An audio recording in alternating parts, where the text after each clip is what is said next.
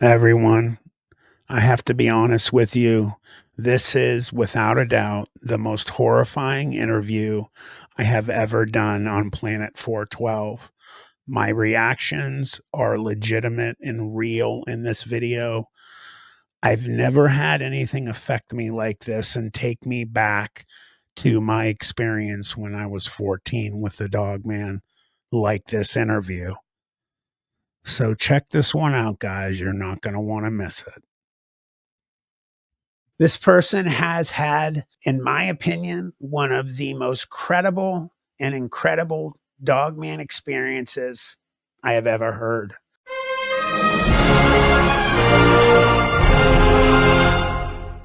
And welcome to Planet 412. Obviously, I'm Matt Amsch. I always get excited about my interviews, but today is a very special one for me. I got to know this person over the last couple of years. She's an extremely special individual. So without further ado, Jo Stone, how are you, sweetheart? I'm great. How are you, Matt? I'm doing well. Thank you very much. And, we had tried to get together over the last year and it just didn't work out because you and I, unfortunately, have had some health issues. But, the good Lord has found that this is the right time. And I'm so happy that you could be here. Well, I'm thrilled to be on your program. It's an honor for me Well, to thank do you. this because you're such a wonderful person and such a good friend. Thank So you. I it's feel the same. extra special. Well, my name, like he said, is Jo Stone. I am a 66-year-old retired registered nurse. I did that for 40 years. I absolutely loved being a nurse. I loved helping people when they were in a crisis situation in their life. I wasn't really meeting them unless they were having a situation that was really hard for them to go through. So not only was it a challenge helping them medically, but I could be there to support them and be strength. And I just really found it an honor. It was definitely the calling I was born to do. And it was really sad because of health reasons that I had to give it up. But it really made me the person that I was. And I appreciated that experience. Since then, I've had, like he said, some health issues that caused me to have to stop my career. And I've kind of been battling with that. And part of my getting better was to finally break down and talk about my dogman encounters. They were so terrifying. And I held them in for years, having horrible nightmares every night until I started getting out and talking with more people like Matt, who's great. He's had the experience, so he believes you, and you can trust him with what he tells you, and how to get better. So I thank God for you, Matt. And again, thank you for letting me be here today. Thank you. I feel the same way about you, Jo. Give as much information as you'd like, but I would like to start at the very beginning and, explain to everybody how this first experience happened with you. Well, I was raised on a small farm out in Kansas, out in the middle of nowhere. I was not expected. They were really dirt poor. They had two sons that were 11 and 13, and then I came along. And my dad was kind of surprised and then also disappointed that I was a girl because I wouldn't be able to do as much work as the guys. So I always was aware that I had to work twice as hard to live up to the level of my brothers if I could. And my older brother would tease me a lot of times, try to scare me. So if I yelled, he would say, "Ah, you sound like a girl." And that would just really get me. When I was 10, I changed my name from Joyce to Joe, so I didn't sound so girly. I was really trying to get the merit, with my dad. And I actually had convinced myself that I didn't get scared, that I was as tough as nails. And so I really thought that was who I was, but I was to find out that that was far from the truth. When I was 17, I had always taken care of little animals that were needing, some loving care and things on the farm. I went and asked if I could enroll in nurses training. And they said, "Well, since you'll be 18 when you graduate, yes, we're going to let you try it, but we're going to watch you closely for your age." And so I got in there and learned quick what they were talking about. 17-year-olds aren't really built to handle situations like code blues and stuff, but I was giving it everything that I had. And I was studying hard and was carrying a 4.0. So I was really happy about that. But still, I was a kid on the inside too. And so I had stopped and got my GED so I could go on into nurses training and to help more on the farm. And I still had two friends from school and a guy I was dating. So every once in a while I'd go out with them and we'd go out to eat and ride around for a little bit and kind of let me be a kid. And then I would come in about 10:30 at night, go in and sleep till about 3 a.m., get up to study on the day I had a test, and it was working well for me. Well, I came in one evening and it was kind of a cloudy, dark sky and really no light whatsoever. The only way I could even get into the house was my mom had an old yellow bug light that everybody used to have. And so I was going up the steps to do this. Now, this house set up on cinder blocks because it was in a flood zone. So you had quite a few to go up and no handrail. So I was trying to focus on that. And I heard a sound and it was like unbelievable. It was like something on 2 feet. It sounded really big and it was in the trees and bushes only about 30 feet away from me. And I stopped on the porch and I'm listening, thinking, what in the world? And it made another sound. And, like I was thinking, that's a branch up there pretty good. What could be doing that? And in my little 17-year-old mind, I decided that it had to be like a deer that had tried to jump or something and got its antlers caught in these branches and it was trying to get loose. I actually walked over to the edge of the porch and leaned out trying to see it. And now knowing what it was, it just scares me that I actually did that. But I was there trying to listen, and all of a sudden everything got quiet. And when I mean quiet, I suddenly realized there wasn't any sound out in the country. It was dead quiet, and I hadn't recall ever hearing that before. I now know that means that it's not good wherever you're at, thanks to Matt and his channel. I know that's kind of a dangerous situation, but I didn't know it then. And I thought, this poor deer's getting really worn out. And so I clapped my hands and yelled just as loud and gruff as I can, hey, get out of here, trying to maybe startle it. And it would make one good jump and get free.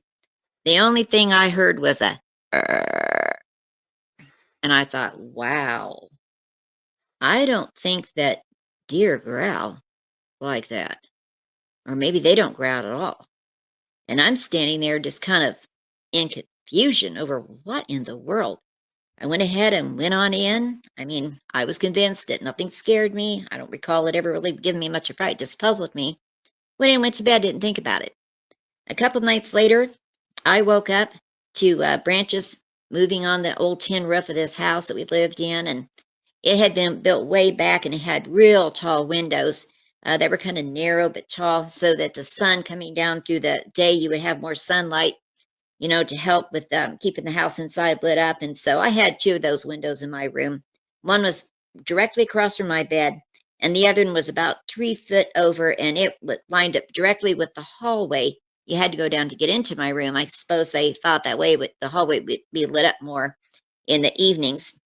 And I saw that it was lightning, and I loved to lay in my bed and watch lightning storms. We lived out in the middle of nowhere, so the only curtains that I had on my window were just some really, really sheer white panels. And, you could see the lightning beautifully through them. And so I kind of moved around and put my pillow, propped it up against the wall there and was going to lay there and enjoy it. I didn't have school the next day, and so I didn't have to worry about, trying to get some sleep. And as the lightning flashed, I realized that in the window across from my bed, there was something blocking the lightning flash. Only like the top 25% of this real tall window was visible. Something was just totally blocking out the window and it just looked black. And I was thinking, what in the world would that be? And of course, the first thing that came to my mind was, that's my brother. He's going to get out there and try to scare me. He's going to know that I'm watching this storm. And I think I'm going to get up and just jerk the curtain back and say, yeah, I knew it was you. You didn't scare me at all. And so I sat up on the edge of the bed, was getting ready to do that, and it flashed again. And I thought, man, for something to be that tall, it'd have to be pretty heavy. And I don't think he could hold something still that much. And the fact that this house sits up like 6 feet on cinder blocks, that doesn't have to be about 8 foot that we're talking about there. And I just don't think he could do that. So I'm sitting here trying to think of what that could be. And we had an old shed in the backyard. And I thought, well, maybe my dad propped something up against that. And that's what's, blocking part of the lightning. And So I kind of decided that's what it was. And since I was awake, I went ahead, went down, got a drink, came, went to the bathroom, was coming back down the hallway into my bedroom just as it lightened again as I stepped into my room, and I just stopped mid-stride because now this big black whatever it was that had been in the left window was now in the right window, lined up with me perfectly. And I couldn't understand how that could happen because now it wasn't showing up in the left window, but it was right in front of me. And I'm really confused.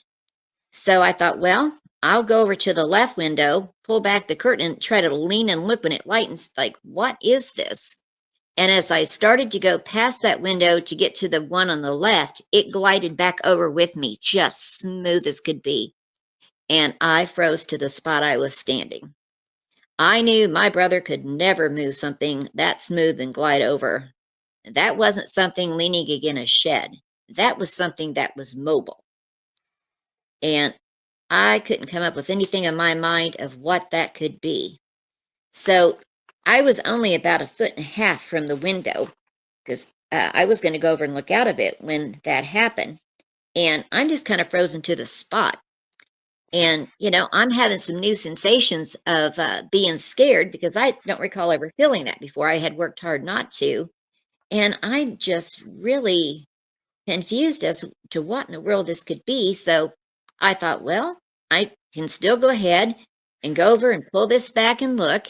I'm inside, I'm safe, and get a look at whatever this is going on. So as I started to reach up, it lightning flashed again, and all of a sudden, this thing comes down to my height exactly.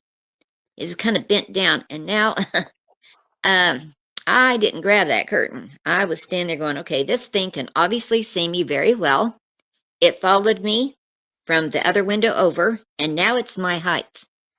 And it hit kind of like against the window, and then I could hear like snorts or something, and I thought, oh my God, is this thing with its nose against the window trying to get my scent? This is almost acting like some kind of animal. And I'm sitting here going, but why me? And I'm thinking, God, is this what was outside the other night? Did I yell at this thing? Did I make it mad? Do I have it trying to find out where I'm in here? And my knees are starting to shake. And I'm thinking, wow, I've never had my knees shake before. And so I'm just kind of amazed at that. And so as it lightened again, it reaches up with its right arm.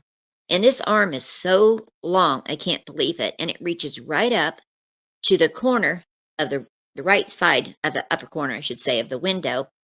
And as the hands going up, I realize it's an actual hand with fingers, not a paw.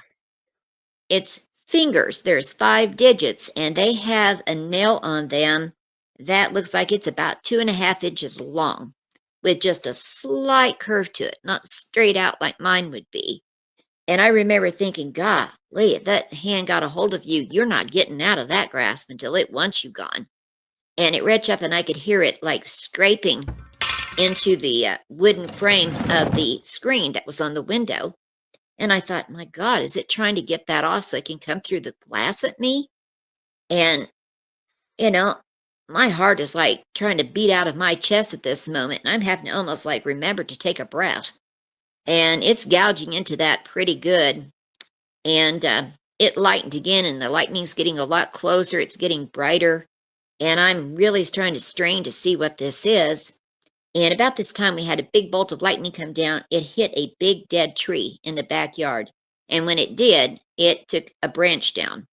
And there's fireballs dancing everywhere. And then the lightning, there was like 4 of them that came just in succession, like ding, ding, ding, ding, ding. You've seen that before. And it almost looks like daylight. It happens so fast and so often you can really see. And I'm looking at this through the sheer curtain. And as that lightning's happening, this thing turns to look up at the branch, I guess, to see like where it's going to come down at. And I got a great look at the side profile of this, and that's when my world totally changed as I knew it before. This thing looked like a wolf, like a dog, something from the side profile. It had a long muzzle, and it had some major long teeth. They looked like they were 2 inches long, and the canines were sticking out kind of in a weird angle. They looked even longer. It had ears up on the top of its head that were straight up like a, a like a Doberman Pinscher that's had its ears cut. They were probably 4 to 5 inches long with tuft of hair, um, and it was looking up at that, and I just couldn't believe that anything like that could exist. And as it started to kind of look back at me, my feet broke loose, and I went running and jumped on the couch and covered my head up, and I shook there the rest of the night. I just was in absolute shock. And I decided not to tell my family because they would think I was crazy. My brother would never let me hear the end of it. And I couldn't even believe it myself. So how could I expect them to believe it? So I didn't have class the next day. And so I went out to the back to that window in my bedroom and I looked up, and sure enough, there were huge gouges in that wood.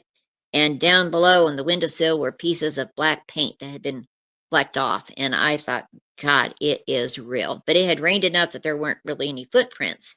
But that was all the proof I needed that, yes, I had actually seen that. So I decided to tell everybody that I wasn't going to be going out at night anymore, to ride around or anything. It was getting close to the first year. I just wanted to study and get good grades. But the truth of it was, I was afraid to be outside at dark now because that meant I was going to be out there with that. And that shouldn't exist. And so I wasn't going to be out there with it. And so I started just coming home from school and sleeping for 2 or 3 hours while it was daylight. Then I'd get my clothes out for the next day. And then I would go in on the couch and, you know, go ahead and watch TV and talk with my family, and then I might take a little bit of a nap till the alarm went off at 3 a.m.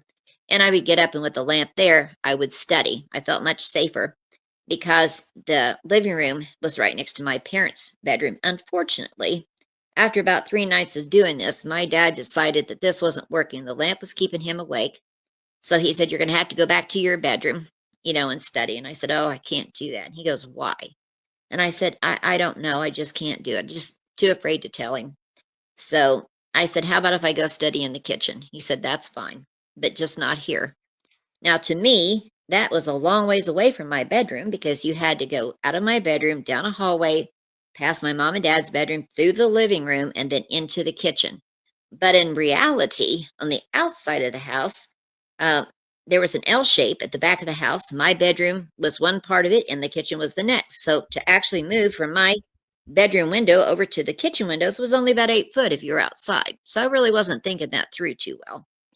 But I went in there and took a lamp and was studying there, and it was shaped, kind of like a shoebox. You went in on one of the short ends, the outside door was at the other, and then down both sides of the long part of this were windows, but they were up at the top. And because it was a kitchen windows, my mom had a solid white panel with the lower glass pane, and then there was a gap where you could see through, and then she just had a little fluffy valance at the top. And of course, we didn't have any blinds or anything with that because we didn't need it. And you would have had to been 8.5, 9 foot tall to see through, so it felt perfectly safe. And they were open 24/7 that way for the light to help us. They had put in a big fluorescent light in the kitchen, but you didn't want that on during the night and waking everybody up, so I just used my little lamp. Well, I'd been studying there, and I would kind of look up at the white solid panel, and that was kind of like a page, and I was seeing myself write down the answers and doing pretty good and was kind of putting that all away. That happened in my bedroom. This is the kitchen. This is the safe room. And then all of a sudden, I got to experience a new sensation. The hair on the back of my neck stood up, and I thought, what is that about? And then I don't know how, but I had the sudden awareness that something was looking at me through the window behind me. And I'm thinking, okay, you're crazy. This house is up so tall. That'd have to be 8.5 feet. There's no way. And as I'm sitting there thinking, okay, you've been stressing and stuff, I get interrupted by this growl. And this growl sounded canine. It was deep. It was guttural. It sounded so big and just so deep that I couldn't imagine anything existing that could make that kind of sound. I was frozen to the spot. I couldn't even lay my pencil down. I couldn't move. And I'm just sitting here hearing this sound come through this window behind me. I just I can't move. I can't comprehend what I'm hearing.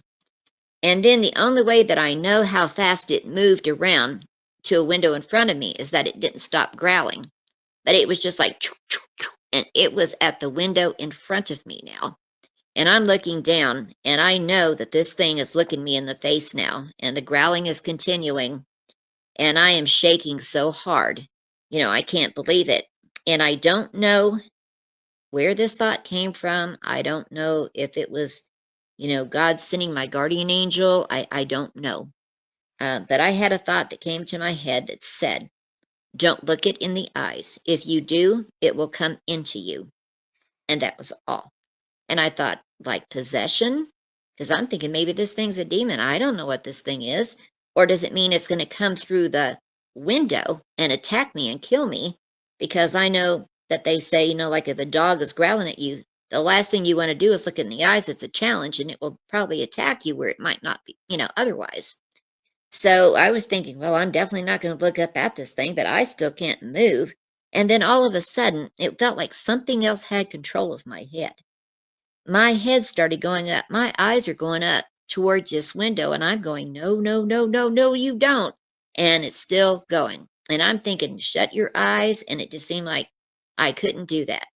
I just couldn't understand how I didn't have control of my own head. But it's going up. And as it gets close to the top of this, bottom pane where the curtain is, I see these two eyes, and they are huge, like silver dollar size. And they're a kind of a yellowish green neon. I've never seen a color like that before or since. About the only thing I can even try to get close to it is like the green at a stoplight. But it was a kind of a more neon, um, bolder type of look to it. It's hard to describe. And, I was amazed at how big it was. And I just caught just a little movement to let me know that the head on this thing was so big that it was almost taking up that entire glass pane. And that seems to be what broke me loose from my frozen state. I jumped up so hard and so fast that this chair went sliding across the linoleum and slammed into the refrigerator. And I went running, and I landed on the couch, had my head covered up, and was just shaking, going, this cannot be, this cannot be, this cannot be. And I stayed there till morning. I was in shock. And so I thought, well, now that place isn't safe. So I thought, well, I'm going to have to sit on the floor in front of the couch, covered up with this lamp, and try to study that way because I don't want to flunk out. And I think I got to do that about 2 nights before my dad informed me that was ridiculous. You need to go back in there. And I said, oh, Dad, you just don't understand. I just can't. He goes, it's that or nothing. And I thought, okay. And so I went back in and started studying. And the first 2 nights it went okay. And I thought, well, okay, well, maybe that was just I don't know, maybe that was a one-time thing. And I'm sitting there, and all of a sudden, I felt the hair go up on the back of my neck again, and I thought, no, no, no. And I'm waiting for the growl to start at my back, but it shocked me. It started at the window in front of me. It was already there. And my head started going up again, and I thought, why is this happening? Oh God, this can't be happening again. I'm just ready to just come apart at the seams. And as I'm going up, I'm starting to see more of the face of this thing, and I got just enough of a glimpse to go, yep, that's exactly what was outside my bedroom window. And I took off in a dead run, and I went running and landed right in my parents' bed, right between them. This girl who had all her life tried to show she wasn't scared of anything had just landed at 3 o'clock in the morning in the middle of their bed, just shaking them like I was just going to pieces. Well, my mom turned on the lamp and she said, what is going on? And the only thing I could get out was, outside, outside, monster, outside, outside, monster. And she starts to kind of laugh. And she said, do you want me to go outside and tell that big bag monster to leave you alone? And I grabbed her wrist and I started crying almost hysterical. And I said, no, no, God, no, don't go out, please. And she's like, okay, okay. And my dad turned on his lamp and he goes, Joe, Joe, Joe. And I kind of looked over at him and he said, what is going on? Are you afraid? And I think he thought by saying those words that it would kind of snap me back and I would go, no, I'm not afraid. I mean, that would have always been the comment before. But this time I'm shaking my head, yes. And he got this very concerned look and he put his hand over my shoulder and he says, listen, you're okay. You've been falling asleep. You're having nightmares. You're okay. And I so wanted to believe him that that's all this was, that I shook my head, yes, praying that his fatherly wisdom was correct. And that's all this had been. And so I said, okay. And I got up and I sat on the couch, I covered my head, and I shook the rest of the night crying. I just thought, I'm going to flunk out because I want to believe him, but I've been awake. I know I was not asleep. And so I was trying to think of what I was going to do. So I called and told my boyfriend. I said, we need to meet up. I need to talk to you. And he said, are you getting ready to break up with me? And I said, no, I know I haven't seen you lately, but I'll explain when I see you. So we went to a restaurant and we were sitting there eating. And I thought, well, it's now or never. So I looked him right in the eyes and I said, I am being stalked by a werewolf. And he started to laugh. And I was so hurt that he started to laugh at me. He caught the look in my eyes and I teared up and a tear was going down my cheek. And that shocked him because, I was the tough girl. I wasn't the girly girl. I didn't have to have flowers and this and that. And I could keep up with him. And here I am sitting here crying. So he immediately changed. He said, wow, I am so sorry. You know, uh, what can I do to help you? And I said, can I please come to your house and study there? It's interrupting me at night. It's at the windows. It's growling at me. It's threatening me. I'm going to lose my mind. And he said, yeah. He said, let's go get your stuff. You can come to my house in town. He said, I'll sit up with you. I'll protect you on the inside of my house. And my dog King, he's the meanest pit bull there ever was. He'll protect the outside of the house. And I said, that's right. I had been dating him like 6 months. And every time I went to his house, I still had to pass the dog's inspection to get to be able to come in. He was so protective of him. And so I said, yeah, let's do it. So we went over to his house and I'm, got my books out in the living room floor studying and we're leaned up against the couch and he's playing a video game with the sound down and everything's going great. And I'm thinking, wow, this was the right thing. Tomorrow is my last day for all finals and I'm done with that and I've done it. And it was about 3:40 in the morning and he said, I'm getting pretty thirsty. Do you want something? And I said, yeah, I'll take some orange juice. He said, okay. And the way his house was built, I could see him at the refrigerator from the living room, and he wasn't coming back. And I'm looking at him, and he's just bent over, like staring in there. And I started to chuckle and say, hey, having a hard time deciding what you want. And he says, come here now. And I thought, okay. So I go walking in, and I bend over to look into the fridge to see whatever he's looking at. And every liquid in that refrigerator is shaking. And I realize it's because he's shaking. He's got a hold of the door and he is just shaking to pieces and he's making everything in there move. And I started to say, what's going on? And all of a sudden I heard his dog and it is crying like a little puppy. And I said, is that King? And he said, it can't be. He said, there's got to be another dog and he's teaching it a lesson, right? Right? And I said, I don't know, and all of a sudden, Matt, the hair on my neck started going up. And I thought, no, no, no, this cannot be happening. This cannot be happening. And sure enough, a growl at his kitchen window. It was deeper, it was louder, and I saw his mouth drop open and his eyes get wide. And I thought, my God, it's real. Because somebody else is hearing it now. This is real. It's not in my mind. And I looked at him and I said, oh my God. It followed me. My God, it must be hunting me. And the way I said hunting me kind of broke him loose from that. And he grabbed me by the wrist. Now I weighed 110 pounds soaking wet back then. He was 6'2" and 210. So wherever he was going to drag me, I had to go. And he got a hold of me and he started to run. But the way he did it, he turned us where we ran right in front of the kitchen sink. And he looked up and out the window and he came to a dead stop. And I ran into it and kind of looked at him like, what is going on? And as I looked, his eyes, they were yellowish green, kind of glowing. And I thought, now what? And so I look at the window and here's that creature. And its eyes are doing the same thing. And I realize it's locked eyes with him.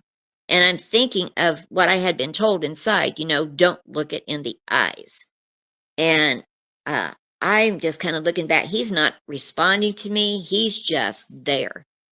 And that's when I really got a good look at this thing. It did. It looked like a wolf. The head on that thing was so wide I couldn't believe it. And it had hair out around it, kind of like a lion's mane you would think of.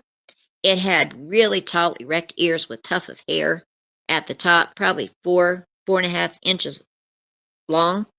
The muzzle on this thing was huge and long. And oh my God, these teeth that were in this mouth, they were so white. And they were 2 inches, 2.5 inches long. Those canines, I had seen that right from a side profile. They were huge. And this mouth was open as it was growling and carrying on. These eyes were so big and they were probably 7 inches apart. I just couldn't believe something like that could exist. I was in shock as I'm sitting here staring at this thing. And then all of a sudden, I jerked my arm because I wanted to run. And I could not get away from him. His grasp was so tight that my hand, was starting to turn like a purple. I mean, he's got my blood supply cut off. And that movement made this thing look down to see where he had a hold of me. And it looked back up at him. And you know how a dog will snarl, kind of bring their upper lip back? And it did that at him. And at that very moment, I got a thought, and so did he. I'm going to kill you. And he let out this yell, and he started running, jerking me. And I was just almost dragging as he took me from the kitchen, through the living room, through a setting room, through his bedroom, and then into the bathroom. And it was because that was the only room that didn't have windows. And that was kind of smart thinking on his part. No window. Unfortunately, the bathroom and the kitchen made up the whole back wall of that house. So this thing only had to move over about 8 feet to the left to be right across from us in the bathroom. Seemed a long ways away from it inside, really wasn't. And he runs us in there, and he's got a hold of me so tight that I can hardly breathe. And I'm trying to tell him, let go, I can't take a breath. And he does, and he looks at me in the eyes and he said, I am so sorry. I didn't believe you. And I said, I don't think I believed me either till just now. This thing is for real. And he goes, oh my God, is it ever? And this bathroom, we were standing in front of the sink, and right to the left of it was the bathtub. And there were glass shelves on the wall, and it had like his cologne and deodorant and things sitting up on it.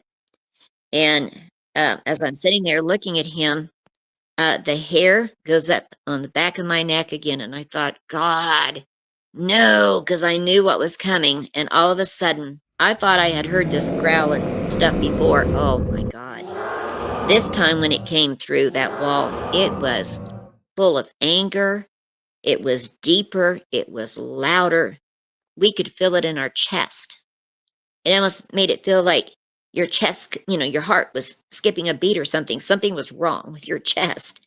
And he actually reached up and grabbed his chest, so I knew he was having the same sensation. Well, as it's doing this, the things on the glass shelves started vibrating, and they were literally vibrating forward and falling off into the bathtub. His deodorant fell into the bathtub, and then his glass bottle of Old Spice fell and shattered in that bathtub, and that bathroom filled up with Old Spice so thick that you almost couldn't breathe. And it's been 39 years, and if I smell Old Spice on somebody, my hands still get sweaty. Isn't that something? It triggers me. It is one of the triggers. I can't take it. I can't be around it. But that fell off and broke in there, and we are just in shock, and um, all of a sudden we hear his dog, and it's crying. It was on a chain, so it couldn't leave the yard, but this dog's wanting to leave that yard. It's wanting away from this, and he goes, "Oh my God, King, King, oh my God, my dog's out there with this thing," and he's starting to get hysterical, and I'm feeling like a heel, because if I hadn't have said this to him, he wouldn't be in the middle of this. His dog wouldn't be out there with this. How could I have got him involved in this? I'm feeling so guilty. And he's shouting, "King, King," and all of a sudden, I think his dog heard that and thought, "Dad's in trouble." And God bless that dog. He made a run for this thing, and you could hear him. And he must have jumped and bit this thing, because it went from growling to kind of a rah, it got hurt, and the fight was on.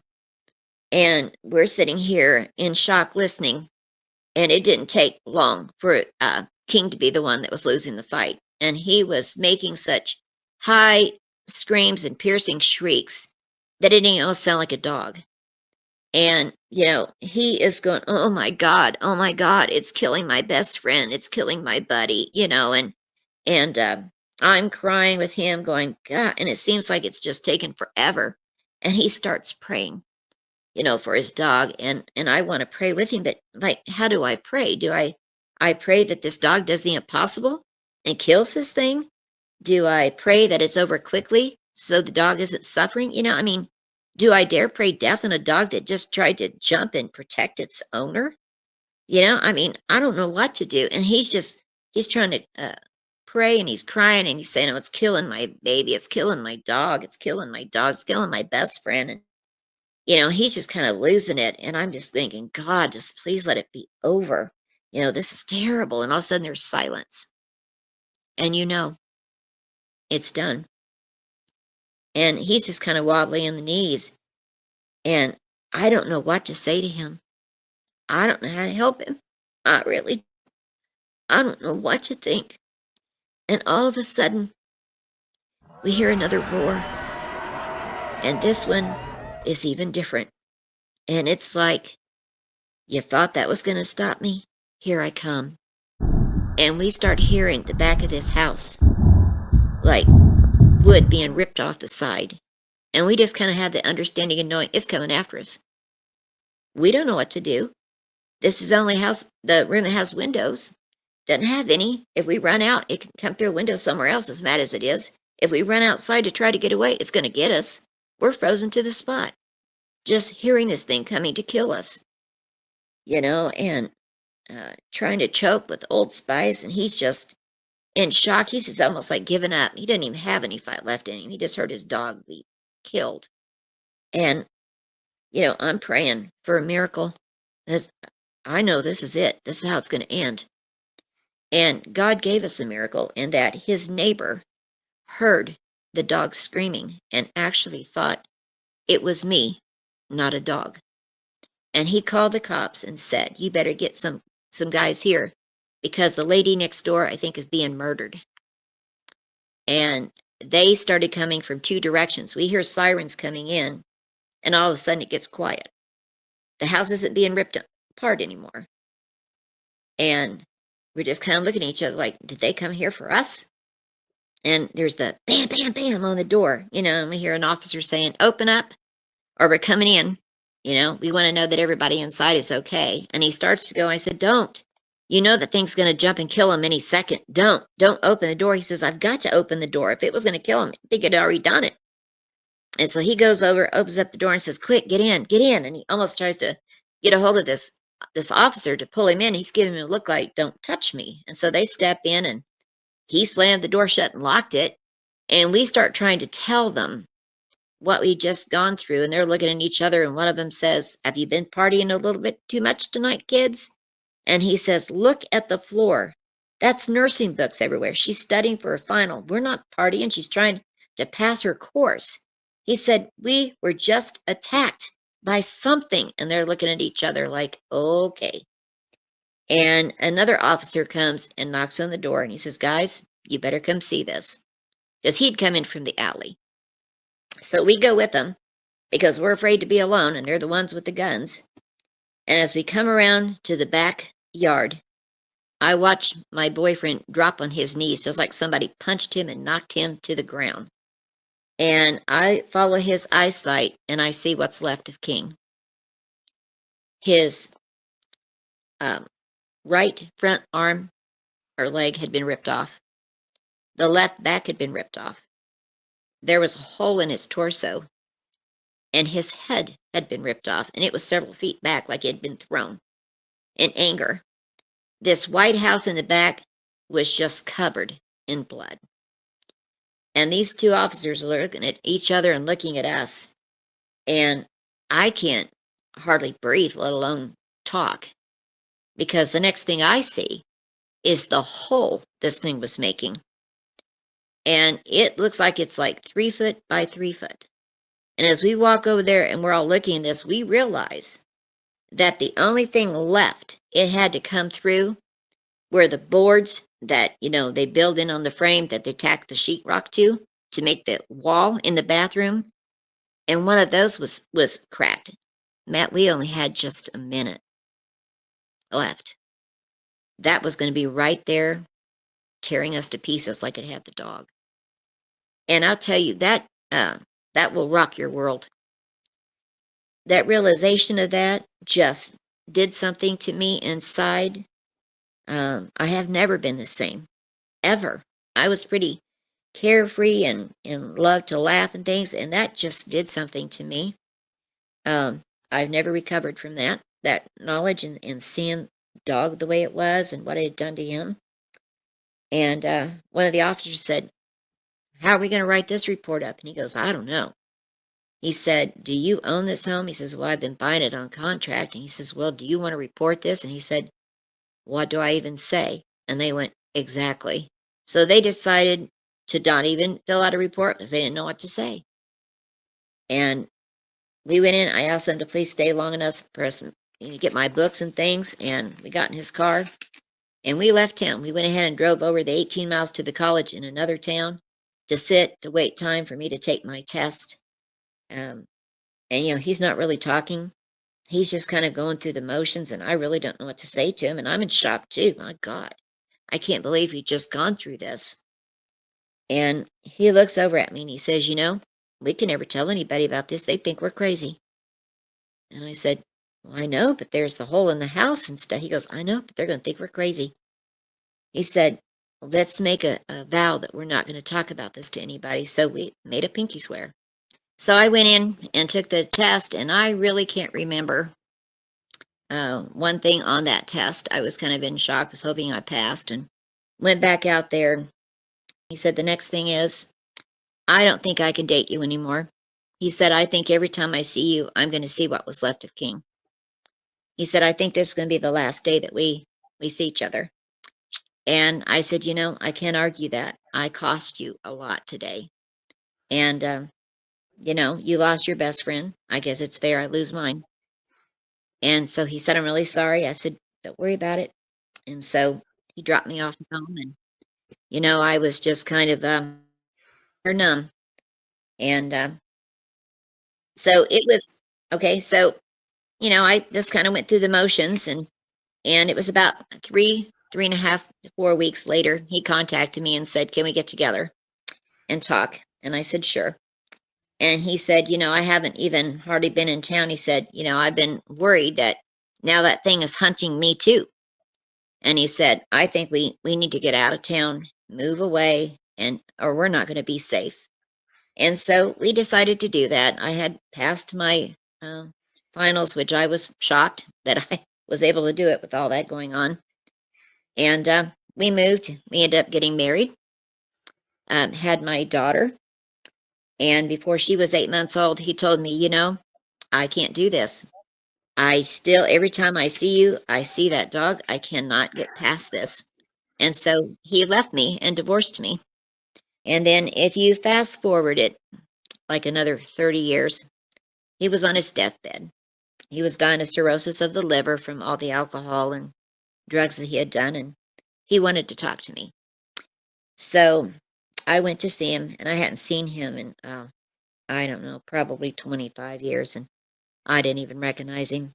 And he said, I had to talk to you. He said, you know, the reason why I got so popped out on pills or so drunk every night was because every night when I went to close my eyes, I could see those green, yellow eyes and that face staring at me. And that's the only way I could get any sleep, was to get just knocked out where I couldn't see it. And I thought, my God, not only did I wreck his life by his dog getting killed, I wrecked his entire life, and that's an awful thing to realize, that that act of asking me for him to be there for me that night ruined his whole life. That's awful guilt to carry. And he said, I think part of it was because I never said anything to anybody. He said, I want you to make me a promise. I want you to start talking about it. He said, has it bothered you? And I said, to be honest, I have nightmares every night. I hear a sound when it's dark out, and I jump. I have thick, you know, window curtains all over my house because I don't want anything to be able to look through and see my child sleeping or me. Nothing's going to look through those. It's affected me in a lot of ways. He said, well, I want you to talk about it. I don't want you to end up like me. And so I told him I would. But, how do you talk to people about something you don't even have a name for, other than the monster or like a werewolf or something? And I just happened to be listening to some people talking one time, and they were talking about Dogman. And I said, what is that? And they were saying, and so I started listening to some podcast, and I was in shock. They were describing the thing I'd seen, clear down to the tufts of hair in the ears. I mean, that was it. It now had a name. It was called the Dogman. And, I thought about reaching out to some of them. I wasn't quite sure. And then I heard your story. And yours was so amazing, of the strength and the size of this and the encounter that you saw, and how, it was looking at you and stuff. And boy, I tell you, it really just, made me think this guy would know exactly what I'm talking. And then got to the honor of having you as a friend and have you talk with me some and help me, try to deal with this a little bit. And I want to thank you again for that, Matt. You always believed in me. You never doubted me. And that meant so much to me. It really did. And that is my Dogman encounter. Wow. I honestly, Joe, I had questions, and this is funny because it rings with what a lot of people have said to me with the interviews I've given.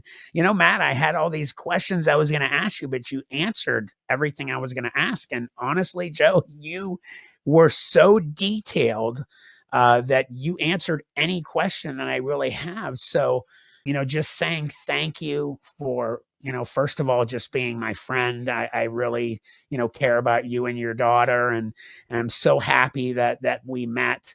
I am the one who is honored to have you on the show today and doing this interview. Thank you. That means so much to me. I wanted to do such a good job for you because you are so important to me, not only as a friend, but you're my mentor on how to deal having a Dogman experience. I look to you, man. Thank you. I appreciate that. I looked to you the other day when I was almost bleeding to death, because I knew that you almost bled to death when that artery opened in that car. Yeah. And believe it or not, you were on my mind. And I was saying, if my friend can do it and survive it, he survived the Dogman, he survived it almost bleeding to death, I can do it too. And was just really praying and just fighting with everything I had. And you actually had a part in that too. I just don't think you realize how much you mean to me and how important you are to me and my daughter. That's so, Thank you so much. That means the world to me, Joe. I thank God that you made it and you're still here. Well, I'm going to tell you, Joe, you are one of the strongest people I know. And thank you again for letting me share this with you. Absolutely. Listen to your podcast, because you are someone that is sincere about it, and you make sure that it's credible, and they can trust it. If you're putting it on, then you're pretty sure it's credible, and that means a lot, to those of us that are out there, seeking the truth. I appreciate that. What do you guys think about today's interview? What do you think about Joe's experience? Comment and let us know. If you guys have had any type of special, credible, and incredible events that occurred in your life, supernatural, paranormal, cryptid, write me, comment. I have the email. It's planet412, spell it out, at gmail.com. And I will do my best to get back to you guys. Thanks for being here, everybody. We'll see you next time. Thanks so much for tuning in. Don't forget to like and subscribe, as it greatly helps out the channel. I'll see you next time on Planet 412.